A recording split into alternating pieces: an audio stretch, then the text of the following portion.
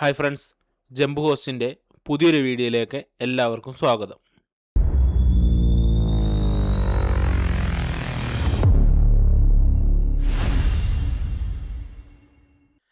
നമ്മുടെ ഇന്നത്തെ വീഡിയോ, കഴിഞ്ഞ ക്ലാസ് നമ്മൾ റൂട്ടറിൻ്റെ ഇൻ്റർഫേസും പോർട്ടിനെ കുറിച്ചുമായിരുന്നു പറഞ്ഞിരുന്നത്. അതിനു മുമ്പ് നമ്മൾ റൂട്ടറിൻ്റെ മോഡലുകൾ, അതിനു മുമ്പ് സ്വിച്ചിൻ്റെ മോഡലുകൾ, പിന്നെ നെറ്റ്വർക്കിൻ്റെ ബേസിക്. ഏകദേശം നമ്മുടെ ക്ലാസ് ഇന്ന് 20ാമത്തെ ക്ലാസ്സാണ്. അപ്പോൾ ഇനി വരാൻ പോകുന്ന ക്ലാസ്സുകളൊക്കെ അത്യാവശ്യം ലെങ്ത് ആയിട്ടുള്ള ക്ലാസ്സുകളായിരിക്കും. ഒരു 30 മിനിറ്റിൻ്റെ മുകളിലൊക്കെ ക്ലാസ്സുകൾ ഞാൻ ചെയ്യാനായിട്ട് ശ്രമിക്കാം. കാരണം നമുക്കൊരു 100, 120, 130 വീഡിയോസ് കൊണ്ട് നമ്മുടെ ഈ ക്ലാസ് കംപ്ലീറ്റ് ചെയ്യണമെന്നുണ്ട്. എന്നുവെച്ചാൽ ഏകദേശം ഒരു ഡ്യൂറേഷൻ നമുക്ക് ഏകദേശം ഒരു 100, 120 വീഡിയോ എന്ന് പറയുമ്പോൾ ഒരു 2 മാസം 4 മാസം അല്ലേ, ഒരു 6 മാസം കൊണ്ട് നമുക്ക് തീർക്കാവുന്ന രീതിയിൽ നമ്മുടെ ഈ ഒരു കോഴ്സ് ചെയ്യാം. ഒരുപാട് പേരെൻ്റെ അടുത്ത് ചോദിച്ചിരുന്നു ഇതിൻ്റെ ഡ്യൂറേഷൻ എത്രയും വരുന്നുണ്ട് എന്നുള്ളത്. അപ്പോൾ അതുകൊണ്ടാണ് പറയുന്നത്. അപ്പോൾ നിങ്ങൾക്ക് ഇപ്പോൾ ഈ ഒരു കോഴ്സ് പഠിച്ചു കഴിഞ്ഞാൽ ഓൾറെഡി നിങ്ങൾക്ക് പിന്നെ റിയൽ റൂട്ടറിൽ ട്രെയിനിങ് വേണമെന്നുണ്ടെങ്കിൽ ഏതെങ്കിലും ഒരു IT സെൻറ്ററുമായിട്ട് കോൺടാക്റ്റ് ചെയ്തിട്ട് നിങ്ങൾക്ക് 1 മന്തോ അല്ലെങ്കിൽ 1 വീക്കോ 2 വീക്കൊക്കെ നിങ്ങൾക്ക് റിയൽ ഒരു എൻവയോൺമെൻറ്റിൽ നിങ്ങൾക്ക് പ്രാക്ടീസ് ചെയ്യാവുന്നതേ ഉള്ളൂ. കാരണം ബാക്കിയുള്ള കാര്യങ്ങളൊക്കെ നമ്മളിതിൽ കവർ ചെയ്യുന്നുണ്ട്. നിങ്ങൾക്ക് ആവശ്യമായിട്ട് എല്ലാ കാര്യങ്ങളും നമ്മളിതിൽ കവർ ചെയ്യുന്നുണ്ട്. അപ്പോൾ നേരെ നമുക്ക് വീഡിയോയിലോട്ട് കിടക്കാം. അപ്പോൾ ഞാൻ ഇത്രയൊക്കെ ഇതിനു മുമ്പ് പറഞ്ഞിട്ടുള്ള കാര്യങ്ങളായിരിക്കും. നിങ്ങൾക്ക് എന്തെങ്കിലും ഡൗട്ടോ കാര്യങ്ങളൊക്കെ ഉണ്ടെങ്കിൽ എൻ്റെ വാട്സപ്പ് നമ്പർ ഞാൻ കൊടുത്തിട്ടുണ്ടായിരുന്നു. അല്ലെങ്കിൽ ഒന്നും കൂടെ പറയാം, 98 46 12 29 09. ഈ നമ്പറിൽ മെസ്സേജ് അയച്ചാൽ മതി. എന്തെങ്കിലും ഡൗട്ടോ എന്തെങ്കിലും. പിന്നെ നിങ്ങൾക്ക് ക്ലാസ് കണ്ടിട്ട് എന്തെങ്കിലും ഡൗട്ടൊക്കെ ഉണ്ടെങ്കിൽ നിങ്ങൾ കമൻറ്റ് ബോക്സിൽ രേഖപ്പെടുത്താൻ നോക്കുക. ഞാൻ ഇതിന് റീപ്ലൈ തരാം. അതേപോലെ തന്നെ വീഡിയോ ഇഷ്ടപ്പെട്ട് കഴിഞ്ഞാൽ നിങ്ങളൊന്ന് ലൈക്ക് ചെയ്യണം. കമൻറ്റ് എന്തെങ്കിലും നിങ്ങളുടെ അഭിപ്രായങ്ങളും കാര്യങ്ങളും സജഷനൊക്കെ ഉണ്ടെങ്കിൽ നിങ്ങൾക്ക് കമൻറ്റ് ബോക്സിൽ രേഖപ്പെടുത്താവുന്നതാണ്. പിന്നെ നോട്ടും കാര്യങ്ങളൊക്കെ ഞാൻ വാട്സപ്പ് ചെയ്തു തരാം. നിങ്ങൾ എന്നെ വാട്സപ്പിൽ കോൺടാക്ട് ചെയ്താൽ മതി. അപ്പോൾ നേരെ നമുക്ക് ക്ലാസ്സിലോട്ട് കിടക്കാം. ഇന്നത്തെ ക്ലാസ്സിൽ നമ്മൾ ഡിസ്കസ് ചെയ്യാനായിട്ട് പോകുന്നത് സിസ്കോ. നമുക്കിപ്പോൾ റൂട്ടർ ഉണ്ടല്ലോ, ഇപ്പോൾ നമുക്കൊരു ആകാംക്ഷ ഉണ്ടാവും നമ്മുടെ റൂട്ടറിൻ്റെ ഉള്ളിൽ എന്താണ് എന്നുള്ളത്, അല്ലേ? അപ്പോൾ ഈ റൂട്ടർ തുറന്നു കഴിഞ്ഞാൽ, റൂട്ടർ ഓപ്പൺ ചെയ്ത റൂട്ടറിൻ്റെ അകത്തുള്ള കമ്പോണൻസുകളെ കുറിച്ചാണ് പറയാൻ പോകുന്നത്.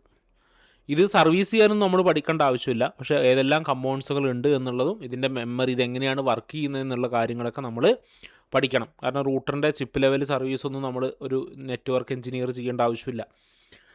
അപ്പോൾ സാധാരണ നമുക്കൊരു കമ്പ്യൂട്ടറിൻ്റെ അകത്ത് കാണുന്ന പോലെ തന്നെ അത്യാവശ്യം എല്ലാ പാർട്സുകളും നമ്മുടെ റൂട്ടറിനുണ്ട്. പിന്നെ റൂട്ടറിന് ഡിസ്പ്ലേ ഇല്ലയെന്ന് മാത്രമേ ഉള്ളൂ. അത് ഞാൻ കഴിഞ്ഞ ക്ലാസ്സിൽ പറഞ്ഞിരുന്നു. റൂട്ടറിനെ നമ്മൾ കൺസോൾ കേബിൾ വഴി ഒരു PC ആക്സസ് ചെയ്തിട്ടാണ് നമ്മൾ വർക്ക് ചെയ്യുക എന്ന് പറഞ്ഞിരുന്നു, അല്ലേ? അപ്പോൾ സിസ്കോ റൂട്ടറിൻ്റെ ഒരു ഹാർഡ്വെയർ കമ്പോണൻസ്, ഒന്ന് CPU, പിന്നെ റാം. ഈ CPU റാമും ഓൾറെഡി നമ്മുടെ കമ്പ്യൂട്ടറുകൾക്കും ഉണ്ട്. പിന്നെ NVRAM, ഫ്ലാഷ് മെമ്മറി, റോം, പിന്നെ ഇൻ്റർഫേസുകൾ, പോർട്ടുകൾ, പവർ സപ്ലൈ, പിന്നെ എക്സ്പാൻഷൻ മൊഡ്യൂളുകൾ, നമുക്ക് പോർട്ടുകൾ ആഡ് ചെയ്യാനുള്ള സ്ലോട്ടുകൾ. ഇത്രയും കാര്യങ്ങളാണ് ഒരു റൂട്ടറിൻ്റെ അകത്ത് വരുന്നത്. ഇപ്പം ഞാൻ താഴെ കാണിച്ചിരിക്കുന്ന കുറച്ച് പിക്ചർ കണ്ടോ? ഇതിൽ ആദ്യം സിസ്കോ എന്ന് എഴുതിയിട്ട് 512 MB, അതെൻ്റെ മെമ്മറിയാണ്. നമ്മുടെ കമ്പ്യൂട്ടറിന് ഉള്ള പോലെ ഹാർഡ് ഡിസ്ക് പോലെ GB സൈസിൻ്റെ മെമ്മറിയും കാര്യങ്ങളൊന്നും റൂട്ടറിന് ആവശ്യമില്ല. ഒന്നാമത് എന്തായെന്ന് വെച്ച് കഴിഞ്ഞാൽ റൂട്ടറിൻ്റെ ഓപ്പറേറ്റിംഗ് സിസ്റ്റം എന്ന് പറയുന്നത് കമൻറ്റ് വഴിയാണ് നമ്മൾ അതിന്. അപ്പോൾ അതിൻ്റെ ഓപ്പറേറ്റിംഗ് സിസ്റ്റം അധികം സൈസ് ആവശ്യമില്ല. പിന്നെ ഡിസ്പ്ലേ കാര്യങ്ങളൊന്നുമില്ല, ഗ്രാഫിക്സും കാര്യങ്ങളൊന്നുമില്ല. അപ്പോൾ അതിന് ചെറിയ മെമ്മറി മതി. അപ്പോൾ ആദ്യം കാണിച്ചിരിക്കുന്ന മെമ്മറിയാണ്.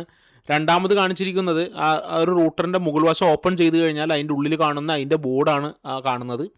പിന്നെ മൂന്നാമത്തെ പിക്ചറും നാലാമത്തെ പിക്ചറും നമ്മുടെ പവർ സപ്ലൈ എന്ന് പറയുന്നൊരു ഭാഗമുണ്ട്. നമ്മുടെ കമ്പ്യൂട്ടറിൻ്റെ അകത്ത് SMPS എന്ന് പറയും, പവർ കൊടുക്കാൻ ഉപയോഗിക്കുന്നത്. അതുപോലെ ഇത് പവർ സപ്ലൈ കൊടുക്കുന്ന ഭാഗമാണിത്. ഇവിടെയാണ് നമ്മുടെ AC കറണ്ടൊക്കെ നേരെ നമ്മളിതിലോട്ട് കണക്ട് ചെയ്യുന്നത്. ഈ 4 പിക്ചറാണ് ഇവിടെ ഞാൻ കൊടുത്തിരിക്കുന്നത്. അപ്പോൾ നമുക്ക് ആദ്യം CPU എന്ന് തുടങ്ങാം. അപ്പോൾ സെൻട്രൽ പ്രോസസ്സിംഗ് യൂണിറ്റ് എന്ന് പറയും CPU. നമ്മുടെ കമ്പ്യൂട്ടറിൻ്റെ പ്രൊസസ്സറില്ലേ, ഇൻ്റലോ അല്ലെങ്കിൽ AMD ആവാം. നമ്മുടെ കയ്യിലൊക്കെ ലാപ്ടോപ്പ് ഉണ്ടാവും, അതിൽ ഇൻ്റൽ AMD എന്ന് പറയും. ഇപ്പോൾ മൊബൈൽ ഫോൺ ആണെങ്കിൽ നമ്മൾ സ്നാപ്ഡ്രാഗൺ, എക്സിനോസ് എന്നൊക്കെ പറയും. എന്താ, പ്രൊസസ്സറാണ്, തലച്ചോറ് എന്ന് പറയുന്നതാണ്, അല്ലേ? അപ്പോൾ ഇതേപോലെ തന്നെ നമ്മുടെ സിസ്കോയുടെ റൂട്ടറിൻ്റെ അകത്തെ CPU എന്ന് പറയുന്നത് അതിൻ്റെ ബ്രെയിനാണ് എന്ന് പറയാം. നമ്മുടെ റൂട്ടറിൻ്റെ ബ്രെയിനാണ് എന്ന് പറയാം. ഇതാണ് നമ്മുടെ റൂട്ടറിൻ്റെ എല്ലാ കാര്യങ്ങളും ചെയ്യുന്നത്. നമ്മുടെ കമ്പ്യൂട്ടർ പോലെ തന്നെ കമ്പ്യൂട്ടറിൻ്റെ എല്ലാ പ്രവർത്തനങ്ങളും ചെയ്യുന്നത് മൈക്രോ പ്രോസസ്സറാണ്. റൂട്ടറിൻ്റെ എല്ലാ പ്രവർത്തനങ്ങളും ചെയ്യുന്നത് ഇതിൻ്റെ പ്രൊസസ്സറാണ്. ഇതെന്തൊക്കെ ചെയ്യുന്നുണ്ട്? പാക്കറ്റുകൾ ഫോർവേഡ് ചെയ്യുന്നുണ്ട്. പാക്കറ്റ് ഫോർവേഡ് എന്ന് പറഞ്ഞാൽ ഡാറ്റ സഞ്ചരിച്ച് റൂട്ടറിലെത്തുമ്പോൾ ഡാറ്റ പാക്കറ്റായിട്ടാണ്. അപ്പോൾ ആ ഡാറ്റേനെ കറക്റ്റ് ഡെസ്റ്റിനേഷനിലോട്ടൊക്കെ എത്തിക്കുന്ന ജോലിയൊക്കെ ആരാ ചെയ്യുന്നത്? നമ്മുടെ പ്രൊസസ്സറാണ്. രണ്ടാമത് ഇതിക്കുന്ന റൗട്ടിംഗ് പ്രോട്ടോക്കോൾ. നമ്മൾ പഠിച്ചിട്ടില്ല, പഠിക്കാൻ പോകുന്നേ ഉള്ളൂ. എന്ന് വെച്ചാൽ ഡെസ്റ്റിനേഷനിലോട്ട് കറക്റ്റായിട്ട് എത്തിക്കണ്ടേ, അതിനാണ് നമ്മൾ റൗട്ടിംഗ് പ്രോട്ടോക്കോൾ എന്ന് വിളിക്കുക. ആ പ്രോട്ടോക്കോളിൻ്റെ സഹായത്തോടു കൂടിയിട്ടാണ് ഒരു റൂട്ടർ കറക്റ്റ് ഡെസ്റ്റിനേഷനിലോട്ട് അതിൻ്റെ ഡാറ്റകൾ എത്തിക്കുന്നത്, എങ്ങോട്ടാണ് പോകേണ്ടത് അതൊക്കെ. അപ്പോൾ ആ കാര്യങ്ങളൊക്കെ ചെയ്യുന്നത് റൂട്ടറാണ്. ACL ആക്സസ് ലിസ്റ്റ് എന്ന് പറയുന്നൊരു സർവീസ് ഉണ്ട്, അത് ചെയ്യുന്നത് നാറ്റ് ചെയ്യുന്നത്, അതിൻ്റെ ഓപ്പറേറ്റിംഗ് സിസ്റ്റം നമ്മുടെ റൂട്ടറിൻ്റെ അകത്ത് നമ്മുടെ കമ്പ്യൂട്ടറിനൊക്കെ ഉള്ള വിൻഡോസ്, അതേപോലെ മൊബൈൽ ഫോണിലുള്ള ആൻഡ്രോയിഡ് ഇല്ലേ, അതേപോലെ കമ്പ്യൂട്ടറിൻ്റെ അകത്ത് ഓപ്പറേറ്റിംഗ് സിസ്റ്റത്തിന് നമ്മൾ iOS എന്നാണ് വിളിക്കുക. ഈ iOS റൺ ചെയ്യിപ്പിക്കുന്നത് നമ്മുടെ റൂട്ടറിൻ്റെ സെക്യൂരിറ്റി ഫംഗ്ഷനൊക്കെ റൺ ചെയ്യിപ്പിക്കുന്നത്, അങ്ങനെ നമ്മുടെ റൂട്ടറിന് ആവശ്യമായിട്ടുള്ള എല്ലാ വർക്കും ചെയ്യുന്നത് ആരാണ്? ഈ പ്രോസസ്സറാണ്. നമ്മുടെ കമ്പ്യൂട്ടറിൻ്റെ പോലെ തന്നെ, നമ്മുടെ മൊബൈലിൻ്റെ പോലെ തന്നെ, വേറെ വ്യത്യാസമൊന്നുമില്ല അതിൽ. പിന്നെ ഈ കൊടുത്തിരിക്കുന്ന ACL നാറ്റും ഈ കാര്യങ്ങളൊക്കെ എന്താണ്, അതിൻ്റെ ഓരോരോ ഫംഗ്ഷനുകളാണ്. ഇപ്പോൾ കമ്പ്യൂട്ടറിൻ്റെ പ്രോസസ്സറിൻ്റെ കാര്യം പറയുമ്പോൾ കോപ്പി ചെയ്യുന്നത് പ്രോസസ്സറാണ്, ഗൂഗിൾ ക്രോം ഓപ്പൺ ചെയ്യുന്ന പ്രോസസ്സറാണ്, ഫോട്ടോഷോപ്പ് ഓപ്പൺ ചെയ്യുന്ന പ്രോസസ്സറാണ്, MS ഓഫീസ് ഓപ്പൺ ചെയ്യുന്ന പ്രോസസ്സറാണ്. അങ്ങനെയൊക്കെ പറയുന്ന പോലെ സിസ്കോയുടെ റൂട്ടറിലെ കുറച്ച് ഫംഗ്ഷൻസാണ് ACL നാറ്റൊക്കെ, ആക്സസ് ലിസ്റ്റും നാറ്റൊക്കെ നമ്മൾ പഠിക്കാൻ പോകുന്നേ ഉള്ളൂ. അപ്പോൾ ഈ കാര്യങ്ങളൊക്കെ ചെയ്യുന്നതാണ് എന്ന് പറഞ്ഞിട്ട് എക്സാമ്പിൾ എഴുതിയെന്നുള്ളൂ. അപ്പോൾ ഇതാണ് നമ്മുടെ പ്രോസസ്സർ. ഈ പ്രോസസ്സർ എങ്ങനെയാണ് വർക്ക് ചെയ്യുന്നത്? നേരത്തെ പറഞ്ഞ പോലെ ഒരു പാക്കറ്റ് എന്ന് പറഞ്ഞ ഡാറ്റ റൂട്ടറിലോട്ട് വന്നു കഴിഞ്ഞാൽ റൂട്ടറിൻ്റെ കയ്യിലൊരു ടേബിൾ ഉണ്ടാവും, റൂട്ടിംഗ് ടേബിൾ, എങ്ങോട്ടാണ് എത്തേണ്ടത് എന്നുള്ളത്. ഇപ്പോൾ നമ്മൾ സ്വിച്ചിൻ്റെ കാര്യം പറഞ്ഞപ്പോൾ സ്വിച്ചിൻ്റെ കയ്യിലൊരു MAC അഡ്രസ് ടേബിൾ ഉണ്ടാവും എന്ന് പറഞ്ഞില്ലേ, അതേപോലെ നമ്മുടെ റൂട്ടറിൻ്റെ കയ്യിൽ ഒരു ടേബിൾ ഉണ്ടാവും, അതിന് റൗട്ടിംഗ് ടേബിൾ എന്ന് വിളിക്കാം. ആ ടേബിൾ നോക്കിയിട്ട് ഏറ്റവും നല്ല വഴി ഏതാണെന്ന് കണ്ടെത്തും. ഫൈൻഡ് ബെസ്റ്റ് പാത്ത് എന്ന് പറഞ്ഞാൽ ഇപ്പോൾ ഒരു ഡെസ്റ്റിനേഷനിലോട്ട് പോകാനേ നമുക്ക് ഒന്നിൽ കൂടുതൽ വഴിയുണ്ടെന്ന് വിചാരിക്കുക. അപ്പോൾ ഞാൻ ഇതിന് മുമ്പത്തെ ക്ലാസ്സിൽ പറഞ്ഞിട്ടുണ്ടെന്ന് തോന്നുന്നു, ഒന്നിൽ കൂടുതൽ വഴിയുണ്ട്. അപ്പോൾ അതിൽ ബെസ്റ്റ് റൂട്ട് നോക്കിയിട്ടല്ലേ നമ്മൾ പോവുക. അതേപോലെ തന്നെ റൂട്ടറിൽ ഒരു ഡെസ്റ്റിനേഷനിലോട്ട് എത്താൻ ഒന്നിൽ കൂടുതൽ വഴിയുണ്ടെങ്കിൽ ഈ റൂട്ടർ ഏറ്റവും ബെസ്റ്റ് റൂട്ട് കണ്ടെത്തിയിട്ട് അതിലൂടെയാണ് പാക്കറ്റിന് എന്ത് ചെയ്യുന്നത്, കടത്തിവിടുന്നത്. അതാണ് അത് ചെയ്യുന്നത്. പിന്നെ ഈ നമ്മുടെ മൊബൈൽ പോലെ തന്നെ അല്ലെങ്കിൽ കമ്പ്യൂട്ടർ പോലെ തന്നെ നമ്മുടെ പ്രൊസസ്സറിൻ്റെ യൂസേജ് ഹൈ ആയി കഴിഞ്ഞാൽ നമ്മുടെ നെറ്റ്വർക്ക് സ്ലോ ആവും. കാരണം പാക്കറ്റുകളെ വിടാൻ വേണ്ടിയിട്ട് ലേറ്റ് ആവും അല്ലേ.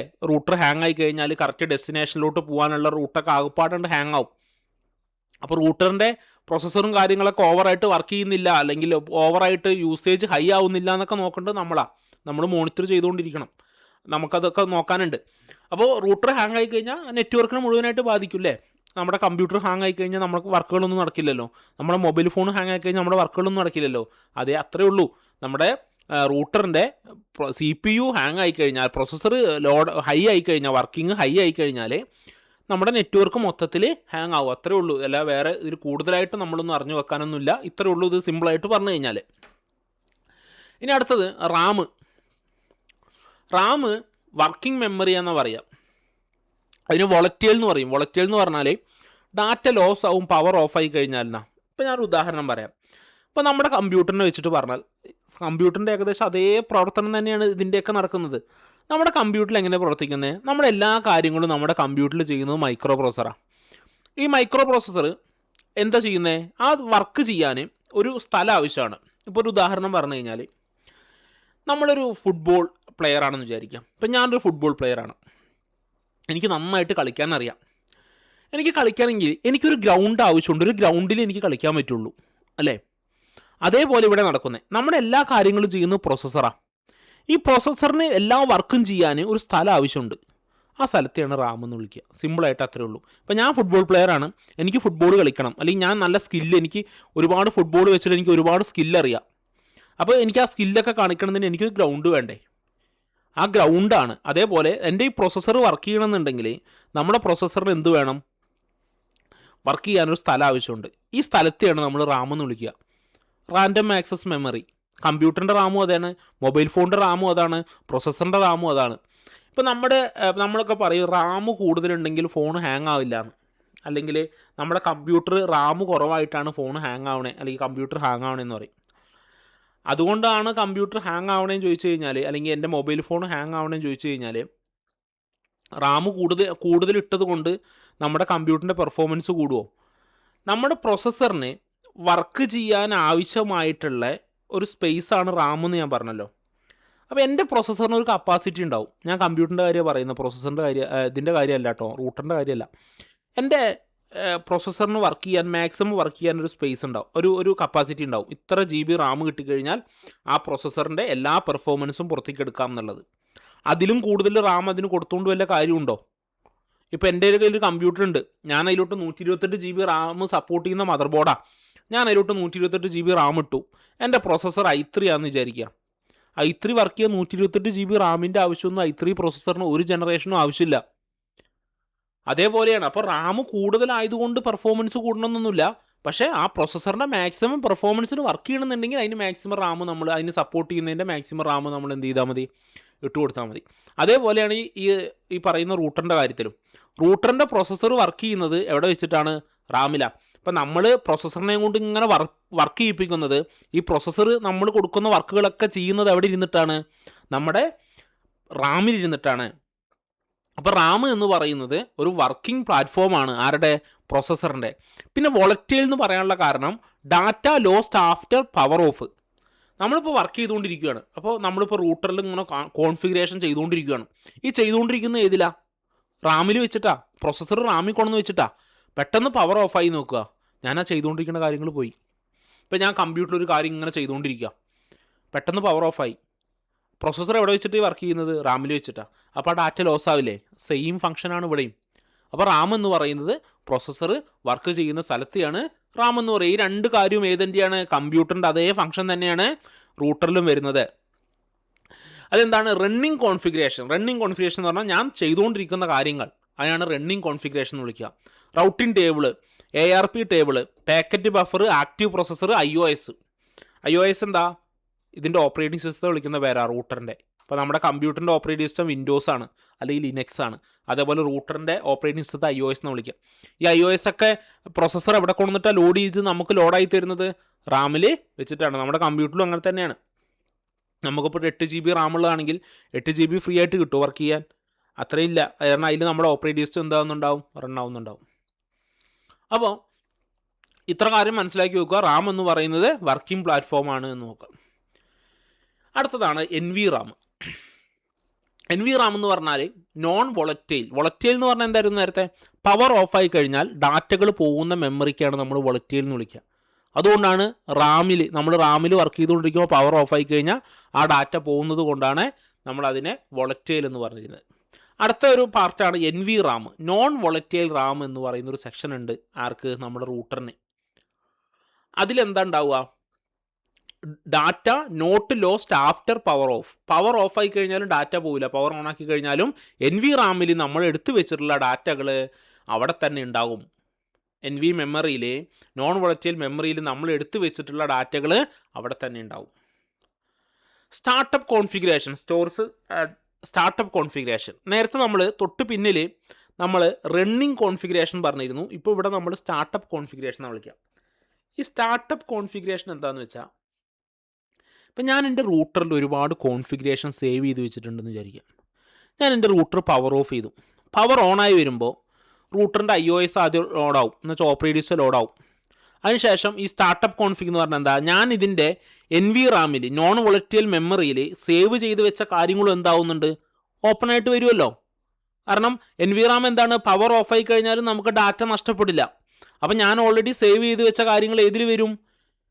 റൂട്ടറിൽ ലോഡായിട്ട് വരും. അതുകൊണ്ടാണ് ഇതിനെ സ്റ്റാർട്ടപ്പ് കോൺഫിഗറേഷൻ എന്ന് വിളിക്കുക. അതിനെ സ്റ്റാർട്ടപ്പ് എന്ന് പറഞ്ഞാൽ ഓണായി വരുമ്പോൾ എന്തൊക്കെ കാര്യങ്ങൾ ലോഡായി വരുന്നുണ്ടോ അതൊക്കെ സ്റ്റാർട്ടപ്പ് കോൺഫിഗറേഷനാണ്. എന്ന് വെച്ചാൽ ഞാൻ സേവ് ചെയ്ത് വെച്ച കാര്യങ്ങളൊക്കെ ഈ സ്റ്റാർട്ടപ്പ് കോൺഫിഗറേഷനിൽ ഉണ്ടാവും. അതുകൊണ്ട് അതിനെ ലോങ് ടൈം മെമ്മറി എന്ന് വിളിക്കാം. ഇപ്പോൾ റാമിനെ നമ്മൾ ഷോർട്ട് ടൈം മെമ്മറി എന്ന് വിളിക്കുക. കാരണം അത് കുറച്ച് നേരത്തേക്കല്ലേ, പവർ ഓൺ ആയിരിക്കുമ്പോൾ മാത്രമല്ലേ ഡാറ്റ ഉണ്ടാവുള്ളൂ.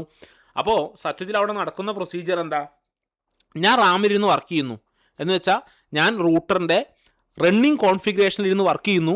എനിക്ക് ആ റൂട്ടറിൽ അത് പെർമനൻ്റ് ആയിട്ട് വേണമെന്നുണ്ടെങ്കിൽ ഈ റണ്ണിങ് കോൺഫിഗറേഷനിലുള്ള കാര്യങ്ങൾ, റാമിലുള്ള കാര്യങ്ങളെ ഞാൻ NVRAMലോട്ട് ചേഞ്ച് ചെയ്ത് വെക്കണം. അപ്പോൾ ഞാൻ റാമിലാണ് എല്ലാ കാര്യങ്ങളും ചെയ്യുക. എല്ലാ കാര്യങ്ങളും റാമിൽ ചെയ്തതിന് ശേഷം ഞാൻ ആ കാര്യങ്ങളെ സേവ് ചെയ്യും. സേവ് ചെയ്യുന്നത് എങ്ങോട്ടാ? NVRAMലോട്ട് സേവ് ചെയ്ത് അത് പെർമനൻ്റാണ്. ഞാൻ പവർ ഓഫാക്കി ഓണാക്കിയാൽ പോലും ഞാൻ ചെയ്തു വെച്ച കാര്യങ്ങൾ അതിലുണ്ടാകും, എൻ്റെ കോൺഫിഗറേഷൻ അതിലുണ്ടാകും. അപ്പോൾ NVRAM എന്ന് പറയുന്നത് നമ്മുടെ കോൺഫിഗറേഷനും കാര്യങ്ങളൊക്കെ സേവ് ചെയ്ത് വെക്കുന്നത് എവിടെയാണ്? NVRAMലാണ്. അടുത്തത് ഫ്ലാഷ് മെമ്മറി എന്ന് പറയുന്നൊരു മെമ്മറി ഉണ്ട്. ഫ്ലാഷ് മെമ്മറി എന്ന് പറഞ്ഞാൽ ഓപ്പറേറ്റിംഗ് സിസ്റ്റം, നമ്മുടെ കമ്പ്യൂട്ടറിൻ്റെ ഓപ്പറേറ്റിംഗ് സിസ്റ്റം ഏതാ? വിൻഡോസ് ആണ്, അല്ലെങ്കിൽ ലിനക്സ് ആണ്. വിൻഡോസിലുള്ളതാണ് വിൻഡോസ് 10, 11 ഒക്കെ. ഓപ്പറേറ്റിംഗ് സിസ്റ്റം ഇല്ലെങ്കിൽ നമുക്ക് വർക്ക് ചെയ്യാൻ പറ്റുമോ? ഇല്ല. റൂട്ടറിനും ഓപ്പറേറ്റിംഗ് സിസ്റ്റം ഉണ്ട്. റൂട്ടറിന് ഡിസ്പ്ലേ ഇല്ല എന്ന് മാത്രമേ ഉള്ളൂ. റൂട്ടറിന് ഓപ്പറേറ്റിംഗ് സിസ്റ്റം ഉണ്ട്. ഈ ഓപ്പറേറ്റിംഗ് സിസ്റ്റം ഇരുന്നിട്ടാണ് നമ്മൾ വർക്ക് ചെയ്യുക. പക്ഷേ ഡിസ്പ്ലേ ഇല്ലാത്തതുകൊണ്ട് നമ്മൾ ഈ റൂട്ടറിനെ കൺസോൾ വഴി നമ്മുടെ ലാപ്ടോപ്പിൽ കണക്ട് ചെയ്തിട്ട് ലാപ്ടോപ്പിൽ പുട്ടി ഇൻസ്റ്റാൾ ചെയ്യണമെന്ന് ഞാൻ പറഞ്ഞിരുന്നു അല്ലേ. അപ്പോൾ ഈ ഫ്ലാഷ് മെമ്മറി എന്ന് പറഞ്ഞാൽ സിസ്കോയുടെ ഓപ്പറേറ്റിംഗ് സിസ്റ്റം IOS, അതിന് IOS എന്നാണ് വിളിക്കുക. വേറൊരു IOS ഉണ്ട്, ആപ്പിളിൻ്റെ IOS. സിസ്കോയുടെ ഓപ്പറേറ്റിംഗ് സിസ്റ്റത്തെ നമ്മൾ എന്താ വിളിക്കുക? IOS എന്നാണ് വിളിക്കുക. ഈ IOS ഇമേജ്, IOS ഫയലുകൾ, ഓപ്പറേറ്റിംഗ് സിസ്റ്റം ഫയലുകൾ എവിടെ ഉണ്ടാവുക? ഫ്ലാഷ് മെമ്മറിയിൽ ഉണ്ടാവുക. IOSൻ്റെ ബാക്കപ്പ് എവിടെ ഉണ്ടാവുക? ഫ്ലാഷ് മെമ്മറിയിൽ ഉണ്ടാവുക. അതും നേരത്തെ പറഞ്ഞ പോലെ നോൺ വോളറ്റൈലാണ്. അപ്പോൾ ഫ്ലാഷ് മെമ്മറി എന്ന് പറഞ്ഞാൽ നമ്മുടെ കമ്പ്യൂട്ടറിൻ്റെ ഹാർഡ് ഡിസ്ക് പോലെയാണ്. കാരണം നമ്മുടെ കമ്പ്യൂട്ടറിൻ്റെ ഹാർഡ് ഡിസ്കിലാണല്ലോ ഡാറ്റകൾ മൊത്തം സ്റ്റോർ ചെയ്ത് വെക്കുന്നത്, ഓപ്പറേറ്റിംഗ് സിസ്റ്റം ഉള്ളത് അല്ലേ. അപ്പോൾ നമ്മുടെ റൂട്ടറിൻ്റെ IOS എന്ന് വെച്ചാൽ ഓപ്പറേറ്റിംഗ് സിസ്റ്റം നമ്മുടെ റൂട്ടറിൻ്റെ ഫ്ലാഷ് മെമ്മറിയിൽ ഉണ്ടാവുക. അപ്പോൾ നമ്മൾ റൂട്ടർ ഓൺ ആക്കുമ്പോൾ ഈ ഫ്ലാഷ് മെമ്മറിയിൽ ഇരിക്കുന്ന IOS ഇമേജ് നേരെ റാമിലേക്ക് ലോഡ് ചെയ്യും. ആരാ ലോഡ് ചെയ്യുന്നത്? നമ്മുടെ പ്രൊസസ്സറാണ് ലോഡ് ചെയ്യുന്നത്. അപ്പോൾ ഫ്ലാഷ് മെമ്മറി എന്ന് പറയുന്നത് സിസ്കോയുടെ IOS ഓപ്പറേറ്റിംഗ് സിസ്റ്റത്തിൻ്റെ ഫയൽ സ്റ്റോർ ചെയ്ത് വെക്കുന്ന മെമ്മറിക്കാണ് നമ്മൾ ഫ്ലാഷ് മെമ്മറി എന്ന് വിളിക്കുക. അടുത്തത് റോം. ഈ റോം എന്ന് പറയുന്നത് നമ്മുടെ കമ്പ്യൂട്ടറിൻ്റെ അകത്തുണ്ട്, റീഡ് ഓൺലി മെമ്മറി എന്ന് പറയും. റോം എന്താണ്? റോമിനകത്ത് ബൂട്ട് സ്ട്രാപ്പ് പ്രോഗ്രാം, അതേപോലെ തന്നെ എന്ന് വെച്ചാൽ റോം ഓൾറെഡി പ്രോഗ്രാം ചെയ്ത് വെച്ചിരിക്കുന്ന ഒരു മെമ്മറിയാണ്. നമ്മുടെ കമ്പ്യൂട്ടറിൻ്റെ ബയോസ് എന്ന് പറയും. എന്ന് വെച്ചാൽ റോമിനെയാണ് ബയോസ് എന്ന് വിളിക്കുക. ഇതിലാണ് ഈ ബൂട്ട് സ്ട്രാപ്പ് പ്രോഗ്രാം, അതേപോലെ തന്നെ post, power on self test. ഈ പോസ്റ്റ് എന്ന് പറഞ്ഞത് നമ്മുടെ പ്രൊസസ്സർ ഓണാക്കുന്ന, അല്ലെങ്കിൽ നമ്മുടെ പ്രൊസസ്സർ അല്ല, നമ്മുടെ റൂട്ടർ ഓണാക്കുന്ന സമയത്ത് ഫസ്റ്റ് നമ്മുടെ റൂട്ടറിൻ്റെ പവർ എല്ലാ ഭാഗത്തോട്ട് സപ്ലൈ ചെയ്യുമല്ലോ. അങ്ങനെ സപ്ലൈ ചെയ്തിട്ട് എല്ലാ ഭാഗങ്ങളിലോട്ട് ഈ പവർ സപ്ലൈ ചെയ്യുന്ന ഈ പ്രോസസ്സിനെയാണ് നമ്മൾ പോസ്റ്റ് എന്ന് വിളിക്കുക, പവർ ഓൺ സെൽഫ് ടെസ്റ്റ് എന്ന് വിളിക്കുക. കമ്പ്യൂട്ടറിനകത്ത് നടക്കുന്നുണ്ട്. അപ്പോൾ പോസ്റ്റ്, അതേപോലെ ബൂട്ട് സ്ട്രാപ്പ് പ്രോഗ്രാമുകൾ, പിന്നെ റോമൻ മോഡ് എന്ന് പറഞ്ഞാൽ നമ്മുടെ റൂട്ടറിൻ്റെ ഫ്ലാഷ് പോയി എന്ന് വിചാരിക്കുക, റൂട്ടറിൻ്റെ IOS പോയി, ഫ്ലാഷ് മെമ്മറിയിൽ ഇരിക്കുന്ന IOS പോയി എന്ന് വിചാരിക്കുക. റൂട്ടർ ഓണായി വരുമ്പോൾ ഈ ROMMON റോമൻ എന്ന് പറയുന്ന മോഡിലോട്ടാണ് കയറുക. അവിടെ വെച്ചിട്ടാണ് നമ്മൾ പിന്നെ പുതിയ IOS ഇൻസ്റ്റാൾ ചെയ്യേണ്ടത്. നമ്മൾ CCNA പഠിക്കുന്നുണ്ട്. അപ്പോൾ ഇതുണ്ട്, used during boot process if IOS is missing. നമ്മുടെ IOS ഫയൽ മിസ്സായി കഴിഞ്ഞാൽ റൂട്ടർ നേരെ റോമോൺ മോഡിലോട്ട് എന്ന് പറയുന്ന മോഡിലോട്ടാണ് എന്ത് ചെയ്യുന്നത്? പോകുന്നത് എന്നുള്ളതാണ്. അടുത്തത് പവർ സപ്ലൈ യൂണിറ്റ്. നമ്മുടെ റൂട്ടറിന് എന്ത് വേണം? പവർ വേണം അല്ലേ. ഞാൻ ആ തുടക്കത്തിലെ പിക്ചറിൽ കാണിച്ചിട്ടുണ്ടായിരുന്നു റൂട്ടറിൻ്റെ ഒരു പവർ കൊടുക്കുന്ന ഒരു സെക്ഷൻ.